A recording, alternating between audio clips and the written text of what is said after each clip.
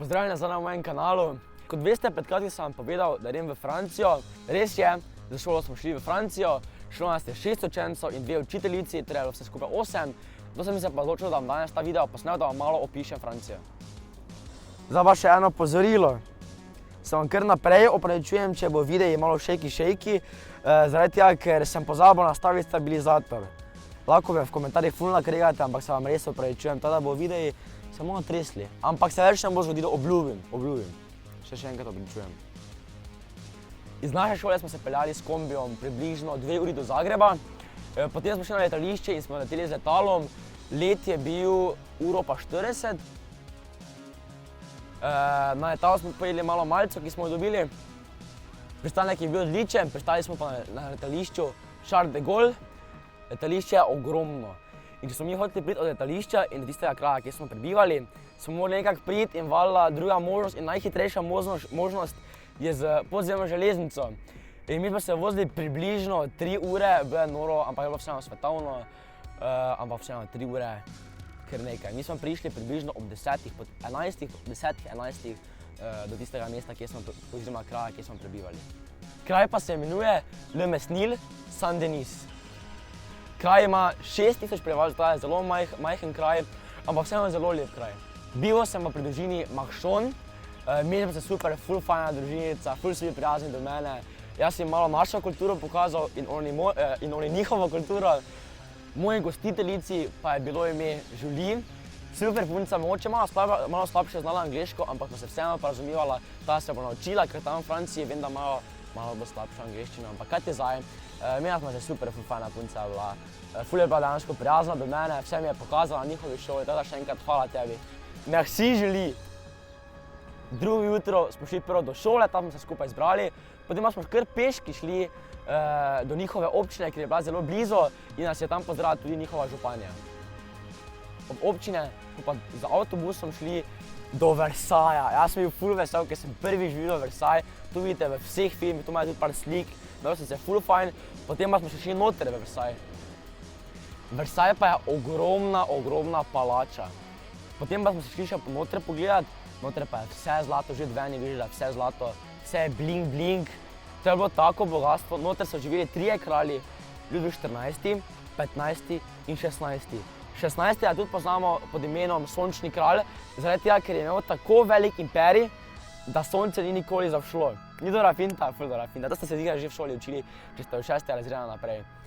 Poleg tega pa še Ludvik 16. znam po tem, da je umrl oziroma je bil ubit pod giljotino. Če ne veste, kaj je giljotina, da vam glavo in roke noter, potem pa prije samo tako veliko rezilo dol, pa samo naredi fuht.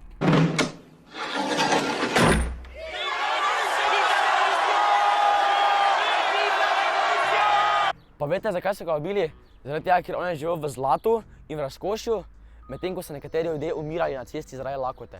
On pa je imel tudi zlobno ženo Marijo Antoneto oziroma Marijo Antonijo, ki je bila tako zlobna, da je ljudstvo rekla, če nimajo za kruh, pa naj jejo potico. In to je zlobno. No, vse zaradi tega, pa je tudi ona umrla zaradi tega. Zdaj pa eno vprašanje, ki 100% vsi veste odgovor na to. Kam je nujno treba iti, če si v Parizu?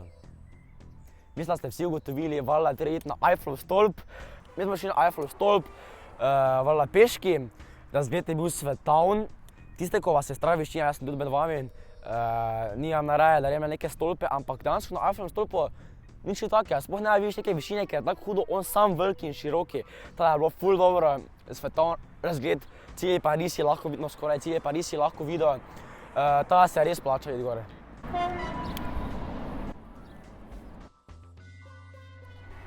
Maribor ima Dravo, Ljubljana ima Savo, Pariz pa ima Seno. In največje znamenitosti so ob reki Seni. In uganjajte kaj? Mi smo šli z ladjico na reko Seno in smo si pogledali vse znamenitosti v zveni iz ladjice.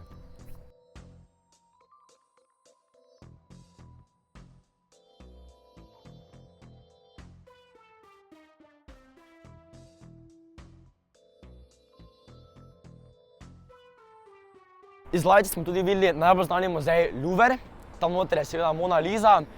Videli smo tudi par lepih punc, moram pa nekaj priznati. Francozine so ful luštne. Ampak tam so bile tudi ene Italijanke, toliko stare kot mi, z enakim projektom Erasmus, valjda. One so pa bile, samo malo.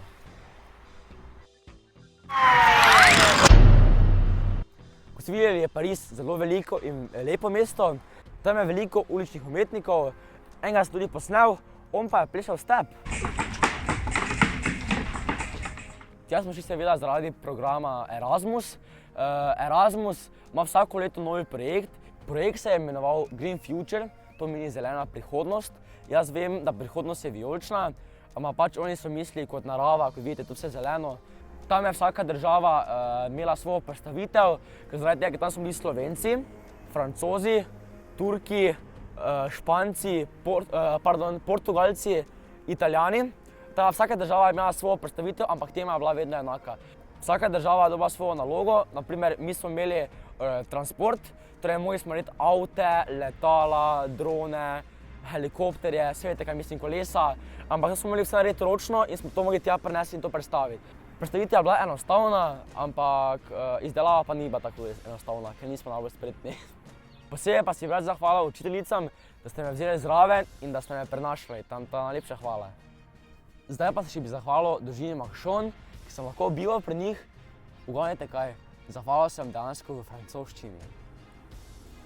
Merci, famille Machon.